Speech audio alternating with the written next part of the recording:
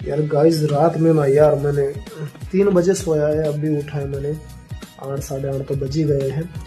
तो चलो गाइस हम निकलते हैं जल्दी घर को। ये भी अपना ही घर है, मैं खेत में रहता हूँ, देख लो एक बार। ये खेत का घर का नज़ारा है और ये है खाने का टिफिन, घर को लेके जाना पड़ता है भाई टिफिन। और ये रहा दरवाज़ा, दरवाज़ा को बंद करेंगे हम, यहाँ पे अभी चाबी लगाएंगे इसको। और ये है दूसरा दरवाज़ा, इसको भी लगाएंगे चाबी। ये है हमारी भैंस और ये है अपनी रानी, ये हमारी बाइक। हम इसी से निकलेंगे अपने घर को। एक बार बैक साइड का नज़ारा देख लेना भाई, कितना सुंदर है, कितना ज़बरदस्त है। तो ये है टॉयलेट रूम, ये है शावर और ये है फुस फुस पैसा पानी रहता है, ये है उसका डब, ये है उसकी चाबी।